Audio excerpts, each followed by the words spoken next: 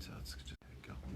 All right. Good evening, everybody. It's so wonderful to be back here at Mussar Mondays, and hope everyone is enjoying the lovely weather here in Houston, the cool climate. And we're about to finish the third chapter of Mesilat Yesharim, Path of the Just, or Ways of the Upright. And Ramchal was teaching us this whole chapter several things. The first thing is to determine what is good and what is bad in our own perspective. Evaluate our ways, whether or not they fall into the category of good or into the category of bad. We also said that we need, once we define what is good and what is bad, and let's assume that our ways are in the way of good, then we have to evaluate whether or not they are truly with the good intentions, or they're just good in name only. And I'm doing the good deed, but I really am doing it for fame. I'm really doing it for because I feel uncomfortable. What are the neighbors going to say? Right? So a person really needs to think: is the good that they're doing really because their desire is to do that good, or is it for other ulterior motives? And if it's not, then they have to correct their ways and go to doing the good for the sake of the good. So Ramchal here is summarizing this chapter, and he's saying as follows. I apologize. Okay. Ramchal says at the end of chapter 3, Klalo shel davar. The sum of the matter is, Tzarich ha'adam liyot mitbonen b'sichlo tamid b'chol zman. A person must contemplate in his mind constantly at all times. Ubizman kavua lo b'hitbodido.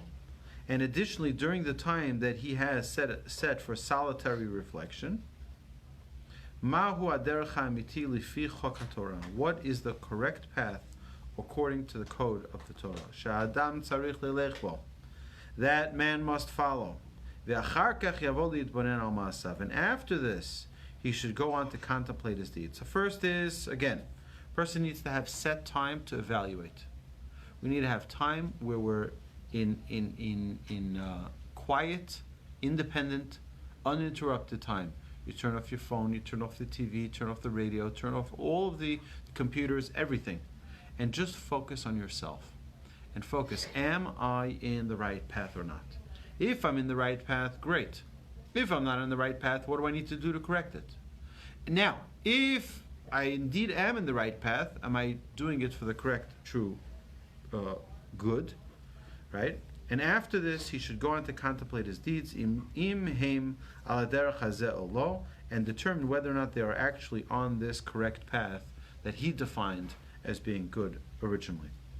Ki al yidei zeh vadai sheyeh lo nakel litaher mikol ra uliyasher kol drachav.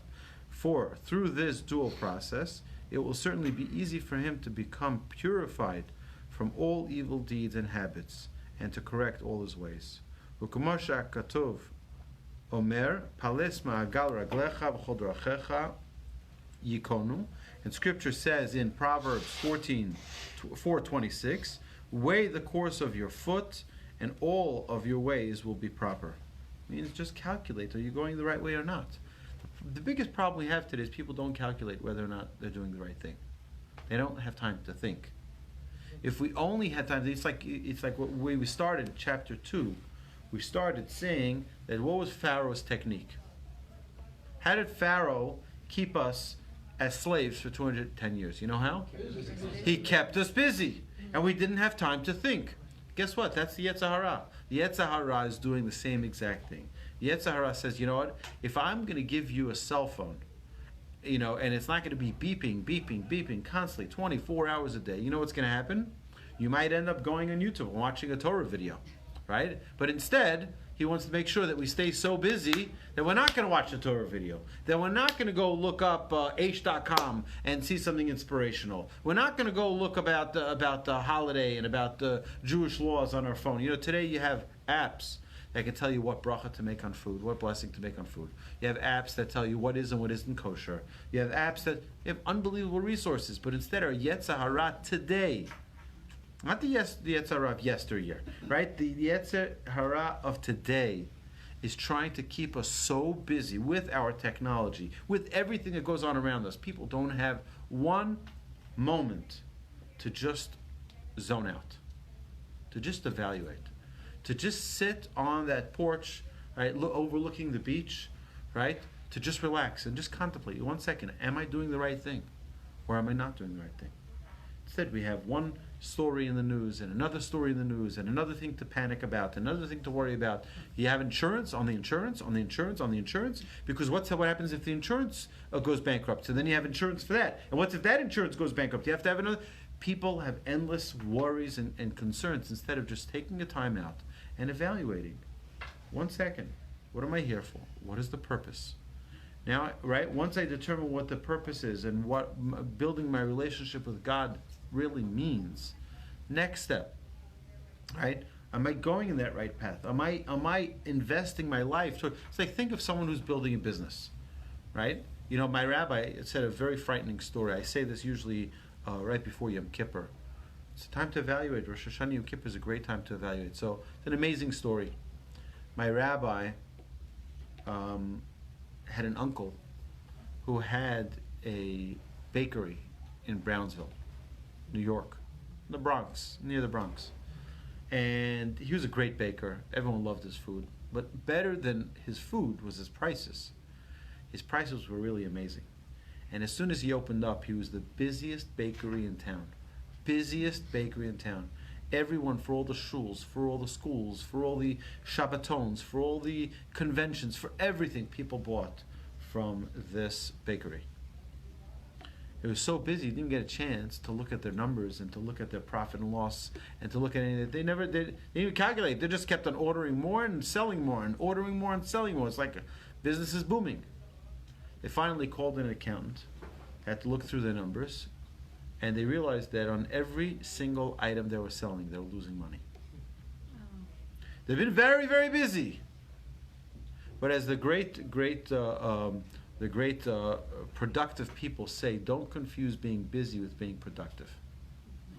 Right? We all know people who push papers from one side of the desk to the other all day, pushing papers. Right? Don't confuse being busy with being productive. Right? In this world, we could be very, very busy. It does not reflect on us necessarily being productive. And that is such an important thing for us to constantly wake ourselves up.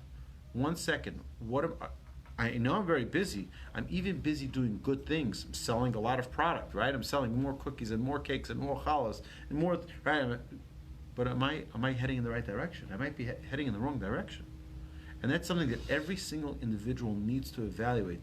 Am I or am I not heading in the direction I need to head in? The only person who can answer that question is you yourself. Every single individual has to look at themselves and say, I know what I'm capable of. Am I or am I not fulfilling my role in this world? God put me here for a very special reason. Right? People get confused. Another thing, it's all about the money. I don't care. Money? I once met a guy. He's like, so I said, how are you, money? Right? Every question I asked him is money. What? Money, right? Everything was about making more money, right? If it's not an opportunity to make more money, he doesn't want to talk to you, right? That's very sadly a life gone to waste, because all that's valued to him is money, right? And you have these other people who want to get buried in their Bentley. You know the guy he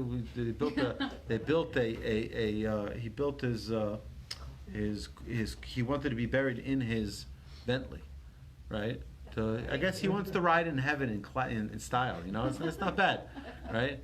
In heaven, but the idea is that some people just don't get the clarity they need, and the first thing a person needs to do is to take some solitary time, some time alone, to reflect.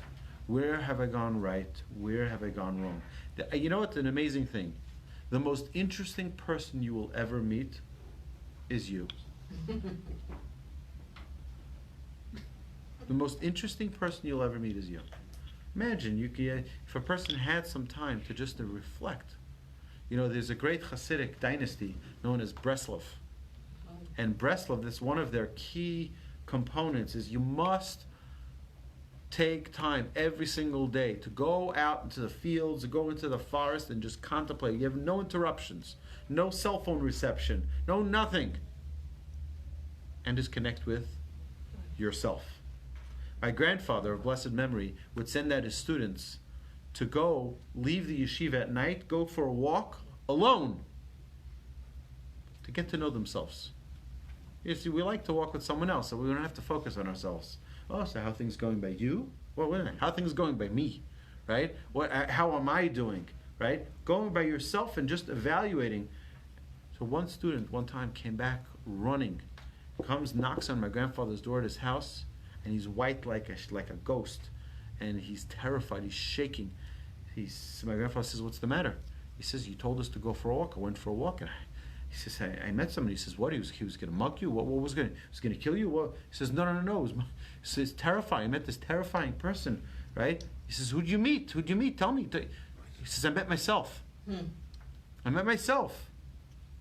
Right? My whole life I've been living with a certain image of myself. I'm that guy. It's like, And now he suddenly realized he's someone totally different. It's frightening. People are afraid of that. I'll tell you something amazing. Once I'm mentioning about my grandfather, I'll tell you another story about him. So there's a rabbi I know very well. I actually learned with this rabbi for several years. And the rabbi is from England, and he came to my grandfather's yeshiva, Aryeh, and he came for an interview to join the yeshiva, and my grandfather interviewed him, and the other head of the yeshiva interviewed him, and after he was done it was like a whole weekend he would come for, and he asked my grandfather, was I accepted? My grandfather says no. So he says, why not? Which is not the typical question my grandfather would get, but he says, why not? So my grandfather says, because you have a beard. You have a beard? So he says, and if I take off my beard? He says, then I can accept you. So you have to understand. You have to understand what's going on here. So especially in a Lithuanian yeshiva, in a non-Hasidic yeshiva, single guys, they don't go around with beards. Only the married people. If they did, it was when they were married. So he says, if I take off my beard, I'll be accepted. My grandfather said, yeah, I'll accept you if you take off the beard. He took off the beard, and he came to the yeshiva. He learned by my grandfather for several years. And when the rabbi related this to me, he says, I'll tell you why he did it. He says, your grandfather had an insight into me that I didn't have on myself. He says, I was hiding behind my beard. It's like a mask. I put a mask in front of my face and I hid behind it. He saw right through it. He said, if he's going to come to the yeshiva hidden behind a mask, I'll never be able to reach him.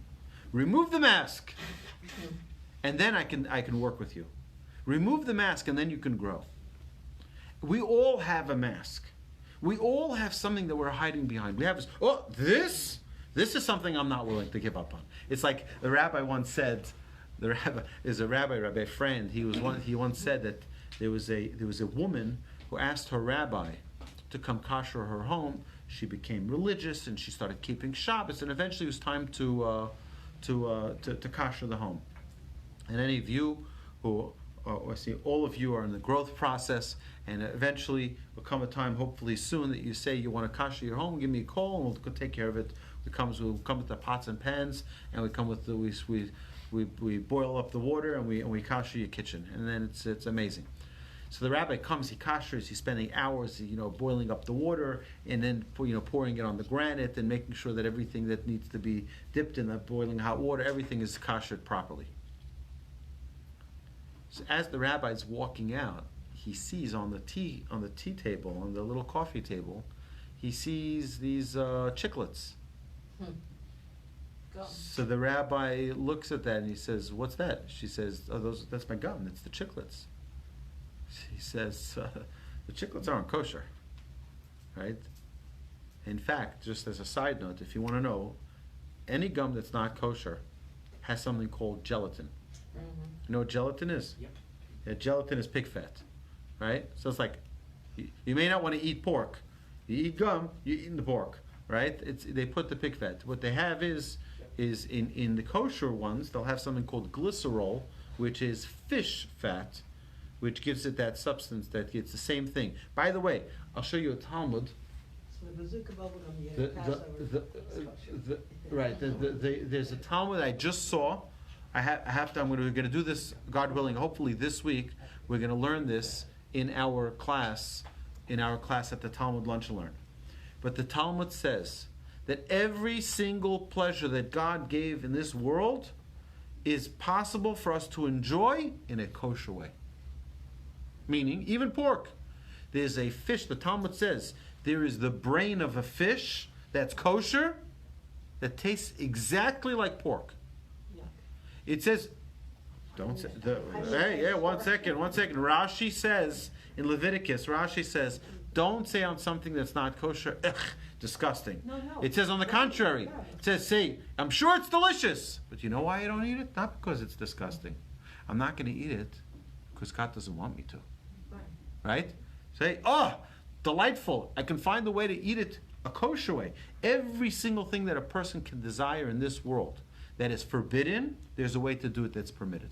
Yes? Thank you. So I've seen items where it's fish gelatin, but not all fish is kosher, so how do you know? Right, so that's why they have to make sure there's a kosher symbol on it. And today, with the processed food the way it is, you have to really make sure that everything has a kosher symbol. Because you say to yourself, well, what can be in the chicken, right? It's just chicken, right? Chicken is just kosher or not kosher. What's the big deal? Does it have to be with a kosher symbol? It's not like I'm eating treif, right? You have no idea what they put into those things. You have no idea what they put on the toppings, what they put on all those things. Who would think that in bubblegum you have pork? Yeah, right? Pig fat. I always thought they made it like out of horse. A horse is not much better. Horse is not much better, right? So the idea is like, so we have like this. So let's get back on track.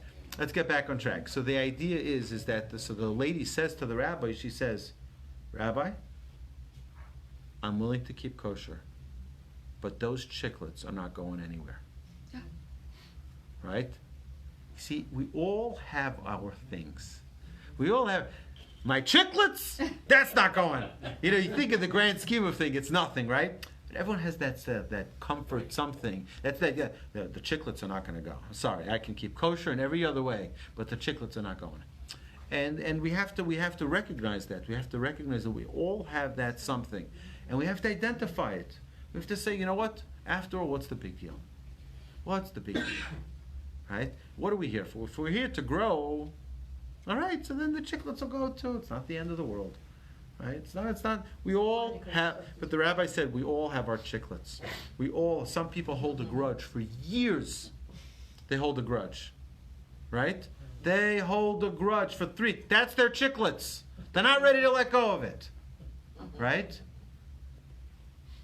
Everyone's got their chiclets. Right? We have to learn to let go. Get rid of those chiclets. Get rid of those little things that hold us back from reaching our full potential. And then the verse brought by in Ecclesiastes, it says, V'omer, and the prophet says, let us search and examine our ways and return to Hashem. We have to examine our ways. Think of the way, you know what? Every person is given a charter, a cause for which they were brought to this world. Every single one of us here has a unique mission that is expressly prepared for you, and not only for you, you were given all the tools necessary to succeed in that mission. Think about this, okay? Imagine you're a very, very talented electrician. Okay, you're a very talented electrician. And you're traveling on vacation, you don't have your tools with you, so you meet up with somebody who says, oh, tell me, what do you do? He says, I'm an electrician. He says, you know something? Can you come to my house and help me out? I need some help with the electrical work. He says, no problem, I need my tools. He says, here, I'm a plumber. Just use my tools. Right? right? You know you're not going to be able to you're not going to be able to do anything, right? Or he says, I'm a dentist, right? It's not going to work. You need your tools, right? You need your tools to work properly. Guess what? For you to try to fix what she has to fix, and for you to fix what he has to fix, it's the wrong set of tools. It's the plumber trying to fix with the electrician tools. It doesn't work. They're not compatible. Every person, people think, that's why it says, King Solomon tells us, I believe it's in chapter 9, verse 3 in Proverbs, where he says, if I'm mistaken, please forgive me, or it's 13. 9:13, I think it is. Either way, so the Gaon of Vilna, on his commentary of Proverbs, says the following. He says, be careful from criticism. He's talking about the person, the recipient of the criticism. He says, you know why you have to be careful? Because the person who's giving you that criticism doesn't know what you're here in this world for. They just see something and they don't understand. They don't understand that this could be why you are here. To fix something. You know, they used to tell the students in the Mussar yeshivas to learn humility. They used to send them to a pharmacy, right? And they tell them, go ask for a hammer. And do you have a hammer in a pharmacy? No. I don't teach them humility. It's like learn how to be a little bit ashamed. Learn how to be a little bit embarrassed. They'll look at you. Are you crazy? But there's another lesson for that. The idea is, don't try to be someone you're not. Don't try to be someone you're not. Right? You're trying to be an electrician in a pharmacy. Right? You're trying to be a contractor in a pharmacy. It's not going to work. Now, it happens to be today, you probably could find a hammer in a Walgreens. Right? But this is before Walgreens, when you just had a pharmacy, was just a pharmacy for medicine, right? And the idea is that you have to know who you are. I'll give you an example. What's the job of you like sports, right? I'm going to give a sports analogy. Right? So what's the job of a pitcher and what's the job of a catcher? Very different jobs. Right? If the pitcher tries to be the catcher and the catcher tries to be the pitcher, we got problems. Everyone needs to know what their job is. And the third baseman has his job, and the first baseman has his job, and the guy in the outfield has his job. Right? Everybody has their job. And if you try to do a job that's not yours, you lose, like the Expos, right? Right? Nobody knows them anymore. They don't. Montreal Expos, they're gone. Like you haven't heard the name in years. I know, but it's been so long. It's been so long, right? So because they probably, the manager tried to be the pitcher tried to be the outfielder. You know, it's like it's chaos. For a person to try to be someone they're not, to think of it in football, everyone has their position. Everyone has their job. Right? The defense needs to be the defense. The offense needs to be the offense. The linebacker and everybody needs to be exactly where they are. And then they get there's a change in the field. Everyone's got to change position, right? Why? Because you have a very specific job. Your job is to block this guy. Don't be worried about something else. Block this guy. And if you try to do something else, the whole team will fail. The idea is us. It's the same thing. It's the same exact idea. If we try to do a job that's not ours, you're going to fail. So it's important for us to know what our job is. How do we do that? Spend some time with yourself.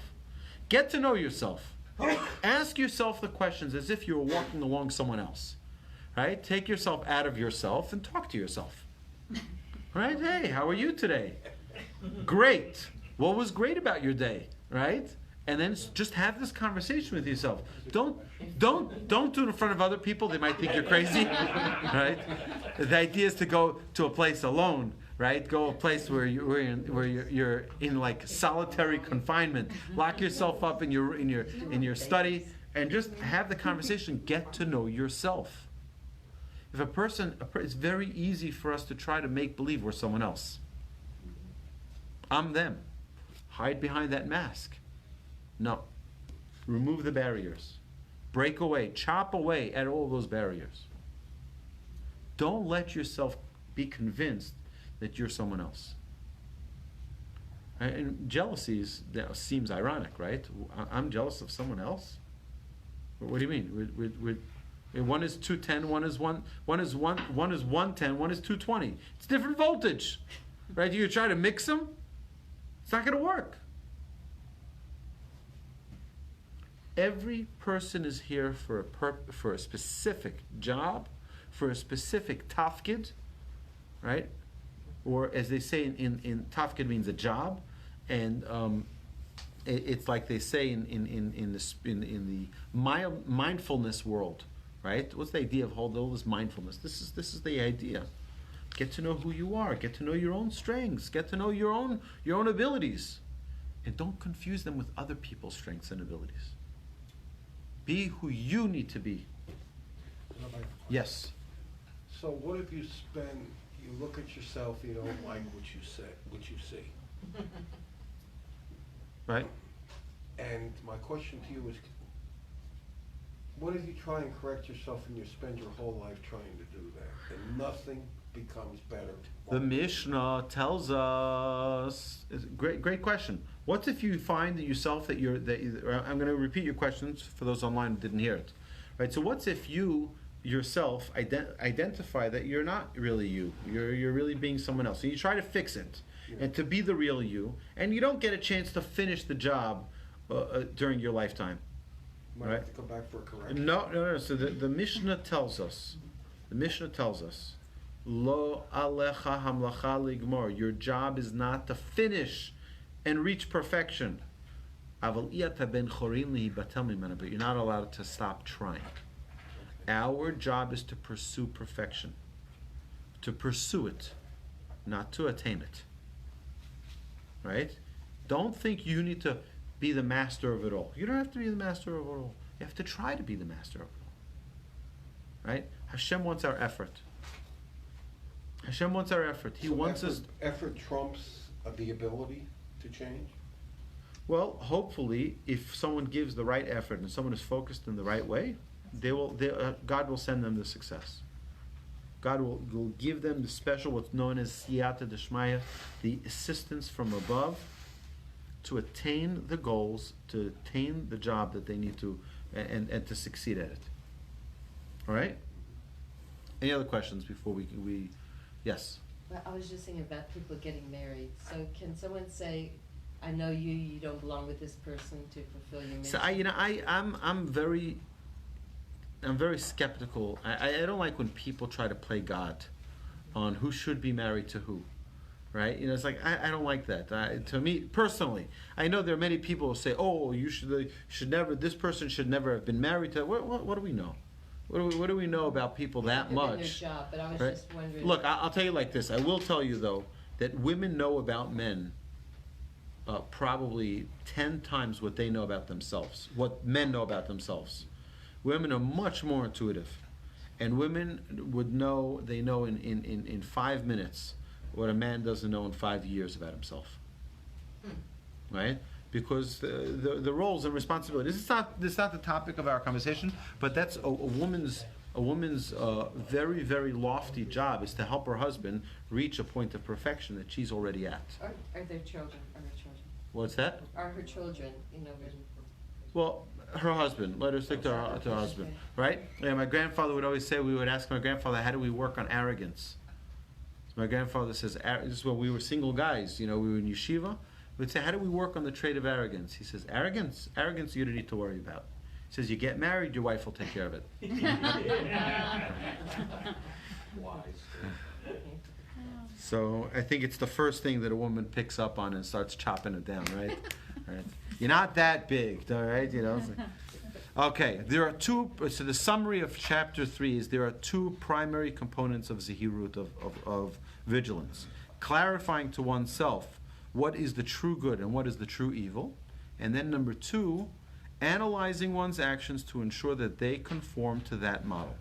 This analysis should be done before one acts, right? So before you do an act, even think about it. You're about to do an act of kindness. Stop a second. Think. Is this a good deed or a bad deed? right? Kindness can sometimes be bad also, right? I'll explain to you why, right? Sometimes you can do it to just to show somebody else. I'm going to show you, all right? Right? I'm going to stick it to you. I'm going to volunteer, right? Right? I'm going to show you I'm better than you. It's a good deed, but not with a good intention necessarily, right? So, but let's assume that it's good. Let's just assume that it's right. But one must also regularly analyze the actions he has already taken to weed out mistakes and rid himself of ulterior and improper motivations. This accounting is a tried and true method of self-improvement, taught to us by those who have successfully implemented it in their own lives. There is no other way to self-improvement. On the other hand, implementing this method makes it easy to correct all of one's ways. Okay, so what we see here is that, and we mentioned this throughout the chapter, is that if you want to accomplish and attain perfection, seek someone. Seek a teacher, seek a mentor who has attained perfection, because they can help guide you on the path. They can tell you, oh, when you get here, do this. When you get there, do that. Turn right, turn left, right? They can guide you through life. So it's very important. It says, Aseh l'charav, make sure you always have a rabbi. Make sure you have a rabbi, someone who can guide you, put you on the path. And if you get off the path, he can slap you, get you back on the path. That's the job of a rabbi. Right? A job of a rabbi is, today we're accustomed, we have rabbis of synagogues, and all they do is either they tell you everything is great and just pay your membership dues, or they tell you every once in a while they'll share with you a drash, an idea, right, on the Torah portion, but they don't get involved in your personal life. Many times they won't even know who you are. Right? As long as you pay membership dues, they're fine many times. That's not what rabbis are about. Rabbis are meant to be a spiritual guide. Now, I will tell you that if a person wants a rabbi, I've had people come to me and say, would you be my rabbi? I said, I'll happily be your rabbi. However, you have to know that a rabbi doesn't run after his students.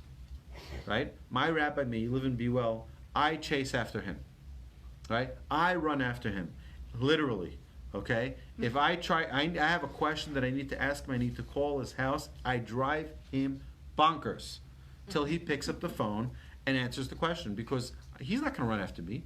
He's not going to call me and say, oh, by the way, do you have any questions for me today? That's not going to happen, right? I have to pursue the rabbi. Aseh l'charav. You make for yourself a rabbi. Rabbi, it doesn't say that you should make, right? It says you should have many students, but it doesn't say you should pursue them and run after the students, right?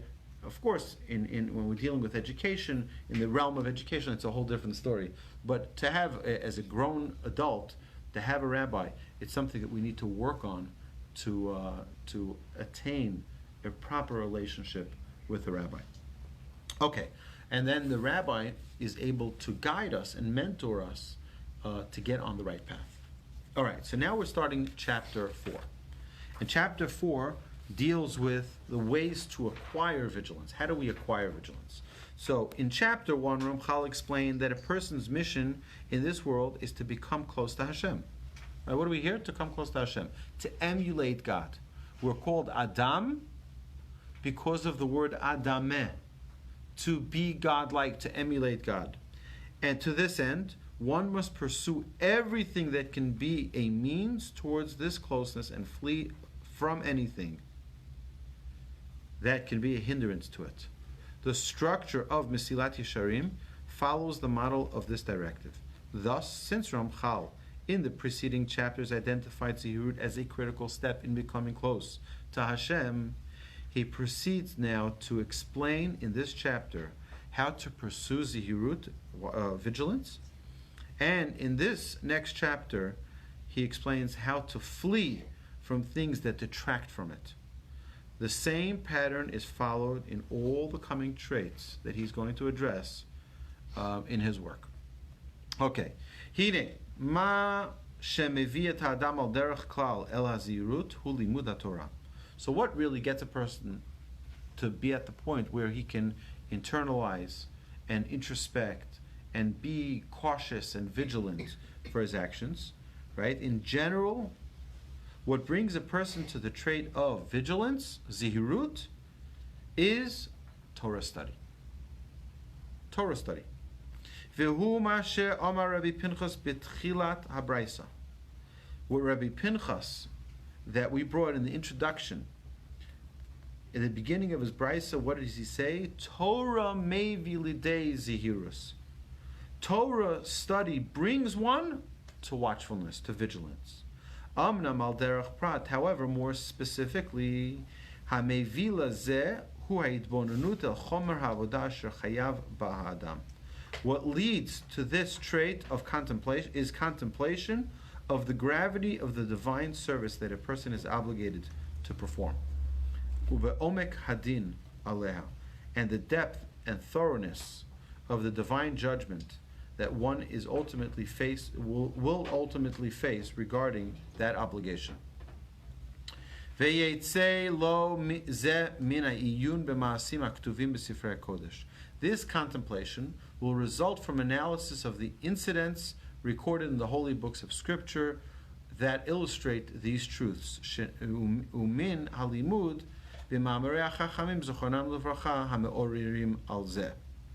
He says, and from the study of the statements of the sages of blessed memory that provide inspiration concerning this topic. So the idea is like this.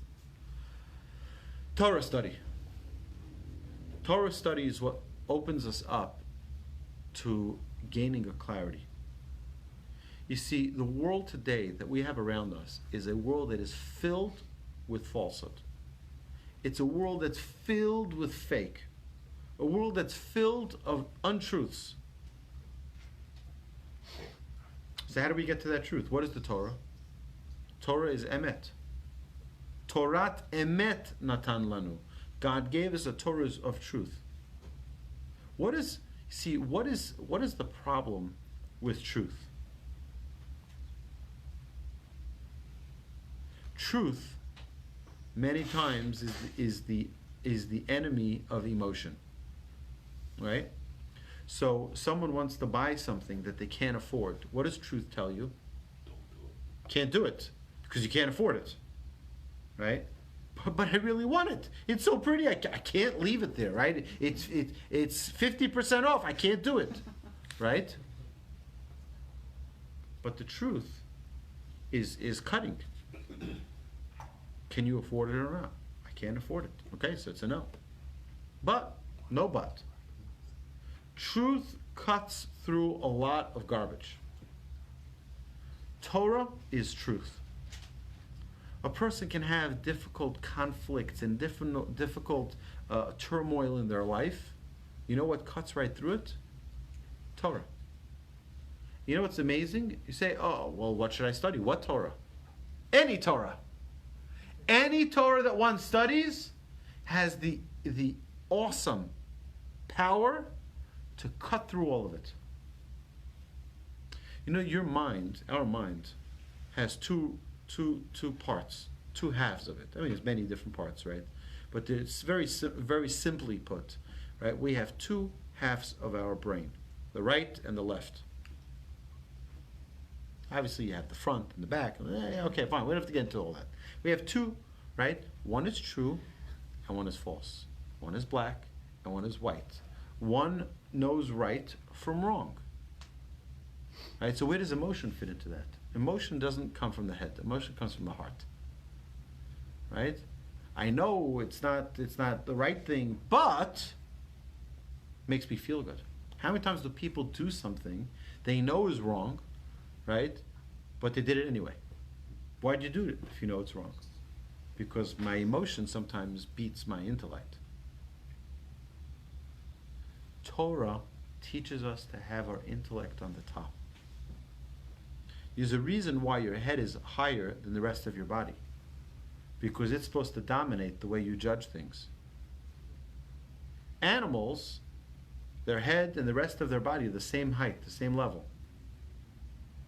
But with humans, the head is at the top. You know why? It's supposed to dominate. The higher something is, the more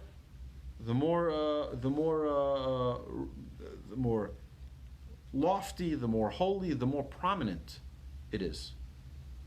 right? If you think of the dais, right, right, they sit up higher, right? There's a reason for that.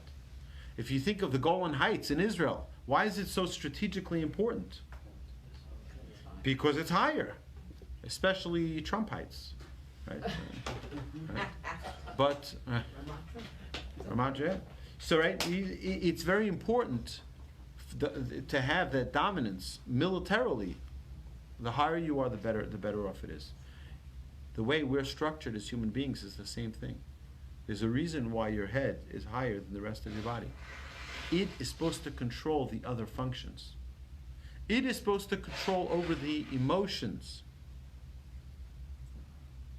not the opposite. And we see a world today that's all about emotions. It's all about emotions, right? Why? I remember they have these advertisements that are trying to sell you tires for a car. So the only way for them to how are they going to sell you tires for a car? Put an immodestly dressed woman next to the tires, right? Why? Because they know that if they need to get to you, your emotional elements are going to make you act much more than your intellectual. But just tell them it's a better tire. Buy it. Oh yeah. Okay. Thank you. Show them proofs and numbers. It doesn't help. You make it something emotional. You make it something attractive. You make it something. Oh, of course I have to get those tires. Hey, everybody knows it's a much better tire, right? Even if it isn't.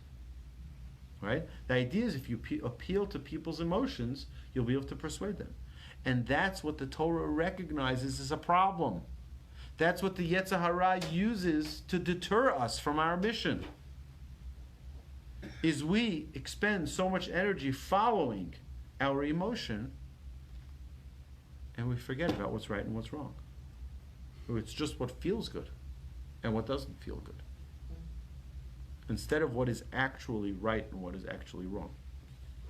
So, the Ramchal continues here. He says the precise nature of the inspiration that will be effective in leading a person in vigilance varies depending upon the nature of the individual.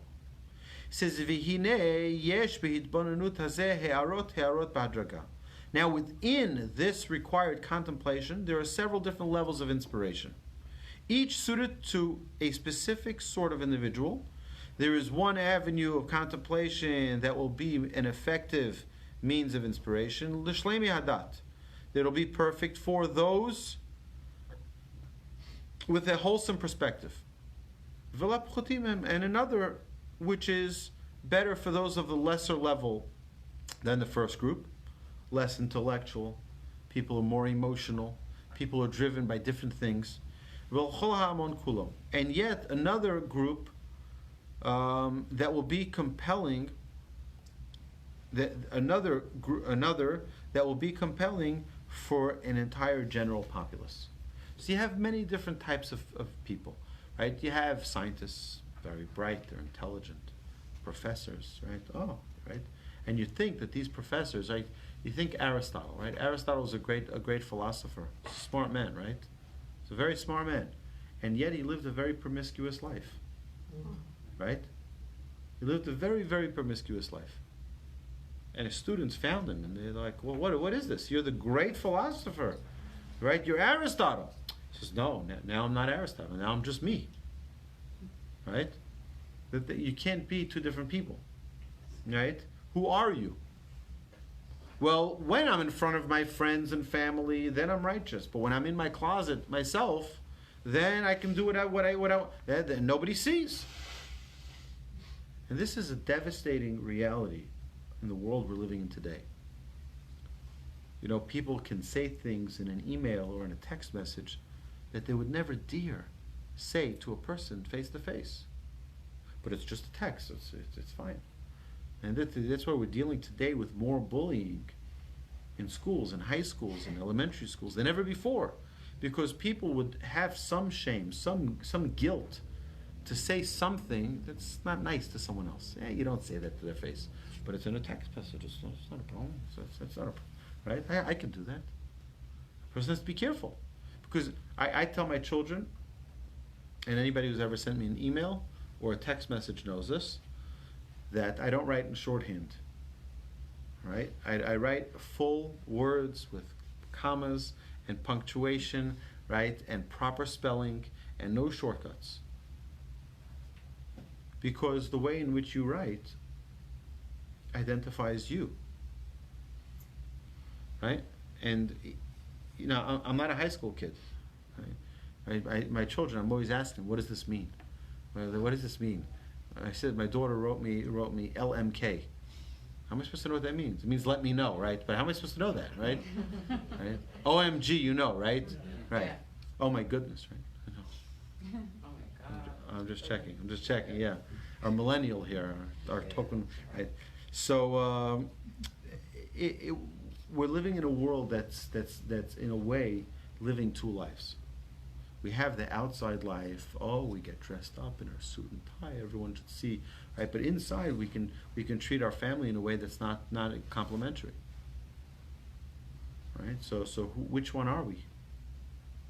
That is what we're trying to work on. We're trying to make it that our inside and our outside are compatible, right? That our inside within ourselves and the outside that we are in our life, wherever we are, is the same. Because it's not the people that matters. It's God that matters. And God is everywhere. He's also in that closet. And God is also in the car. When we think we're all alone and nobody hears me and I can say whatever I want, right? God's there too. He's everywhere. Okay? The highest level of contemplation. L'shlemi adat, these are the real intellectuals, right? L'shlemi adat yelem ha'ha'ara.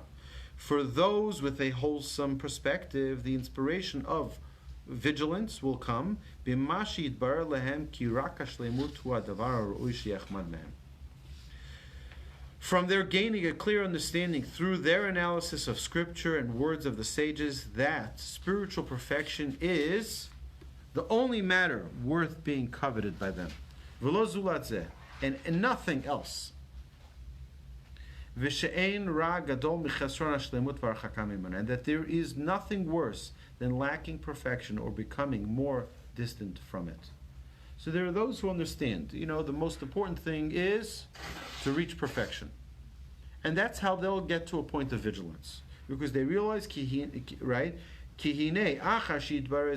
After this truth becomes clear to them, ויתברר להם כמו כן היות האמצעים אליו המעשים הטובים והמידות הטובות, and it likewise becomes clear to them that the means to achieve this perfection are the performance of good deeds and the acquisition of good character traits.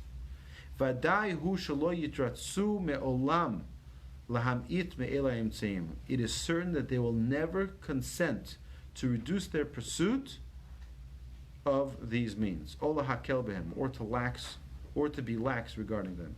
כי כבר נתברר אצלם שאם האמצעים אלה ימעטו להם, או אם האמצעים יהיו חלשים, ולא בכל החוזק המצטרך בהם. This means, if it becomes clear to them that this is what is needed, then any deficiency, right, or any weakness in this, הנה לא ישיגו בהם שלמות אמיתית. They won't be able to attain their greatness.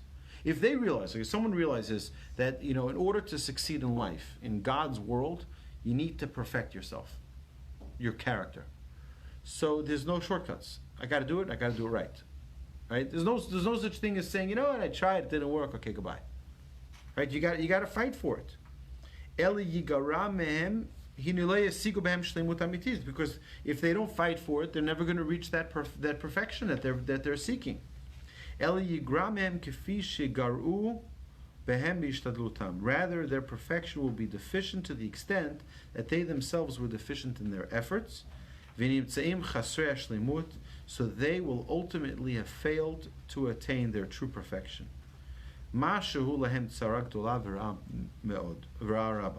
Which to them will be a great calamity and terrible evil.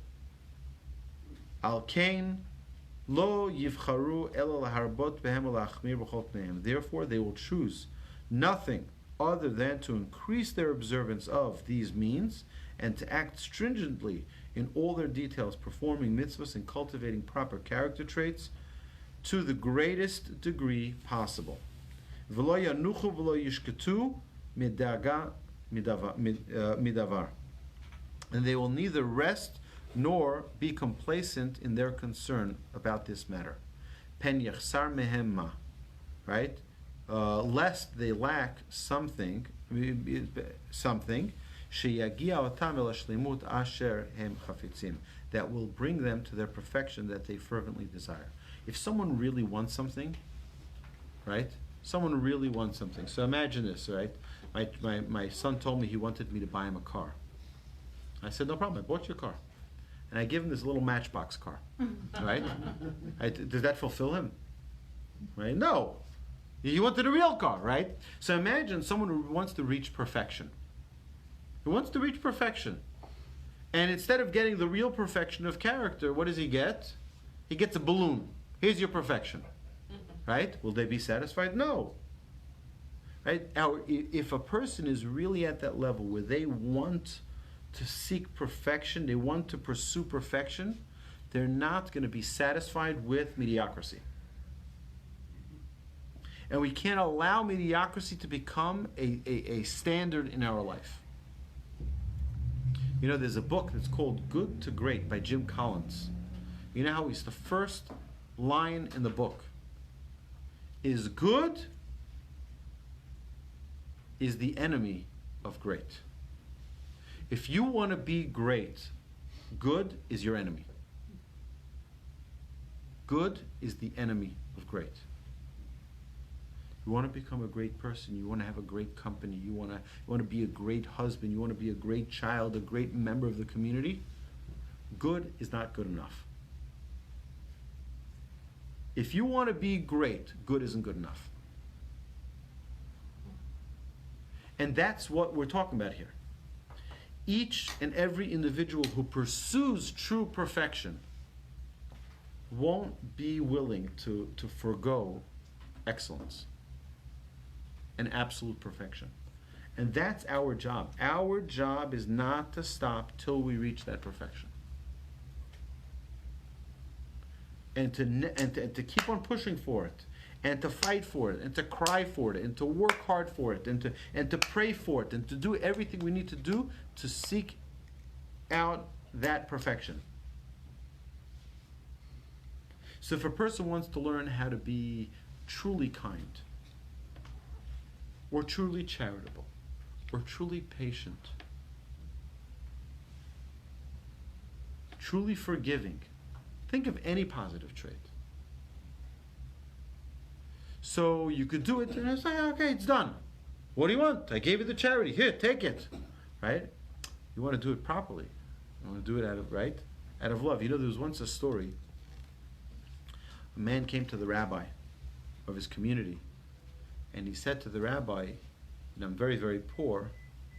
I want to know, for the 4 cups of wine, I can't afford wine. He says, am I allowed to use milk instead for the 4 cups of wine for the Seder? Right? Am I allowed to use milk? Very poor. So what would you do? Buy him some wine. Buy him some wine, right? So the rabbi gave him much more money than he needed for wine. Why? Because if he doesn't have money for wine, for sure he doesn't have money for meat. And for sure he doesn't have money for other basic things. Right? So we have to think, 1 second. If I really want to be kind, he asked me for wine, and I'll answer, or I'll think of the halachic question and just give him an answer. What is he really telling you? If a person is clearly in tuned, it won't suffice to just give him wine. Because if he doesn't have wine, he probably doesn't have other things. And that's true kindness.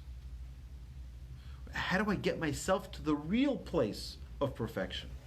Now, I'll give enough to close my to subside my conscience, and now I'm good to go. Right? You know, there's a story about a rabbi came to a sage, and he told him He told him, I have a student who is problematic. Very problematic. So the sage asked him, he says, what's his name? So he told him the boy's first name. He says, and what's his mother's name? He says, his mother's name? I have no idea what his mother's name is. He says, you mean to tell me you have a student that you don't pray for? And you don't know what to do with him? You haven't even started being his teacher. If you really cared about him, you wouldn't come to me, you'd pray for him. You don't know his mother's name. You're coming to me, you want to throw him out of your school. You're coming to me, you want to find a quick fix. If you really cared about this student, you would pray for him. And that's where we really need to think. What is the perfection of a deed? I volunteered my time and I'm good to go. Right? I'm good to go. Yes? So I do a kind deed for Ed, okay? Mm-hmm. Thank you. You're welcome. And then, wait a minute, and then I tell Ed, you know what? You should see what I've done for Jordan. And then I tell Ed, you should see how nice I've been to Scott. What a kind thing I've done for Scott. And maybe I've done the same thing for Eric or Aaron. So I've been kind to everybody, but I tell him that I'm kind to everybody. You can't do that, can you? So again, it depends why you're doing it. If a person, it's okay for him, but well, it depends why you're doing it. If you're doing it to inspire a third person, and you're really doing it for that intention, yeah. So then it's pure, it's holy. But only you can determine that. If you're saying it just to show off, yeah, that's what. So okay, so again, but we don't know what's going on in someone else's heart, and that's the idea. We can never know. We can only know what's in our own heart. And that is our responsibility. That is our obligation to we don't need to care what's in someone else's heart. We need to care what's in our heart. Okay. Well, I would think that might breed jealousy, though, if I keep harping and saying what good deeds I'm doing. And You know what? We all got to do good deeds. We got to go out and do them and evaluate after we do it whether or not we did it with the right intention, and then we can fix it. Problem is, we shouldn't be too apprehensive to do a deed because, well, I don't know if it's going to be pure, so then we'll never end up doing an act of kindness, right? Do the act of kindness, but evaluate before and after whether or not you're doing it with the right intention. Doesn't mean you shouldn't do it. If you don't have a way to give the charity in a pure fashion, doesn't mean you shouldn't give the charity. Give the charity. Try to correct the intention behind it. All right, we're going to stop here, and we'll continue, God willing, next week. I look forward. Next Monday. Be here or be square. Thank you. Have a terrific evening, everybody. Thank you to all of our friends online. Thank you for joining us, and please like and share these videos. We look forward to seeing you here. You're all prettier here at the center, right? So we look forward to seeing you here. Thank you for joining us.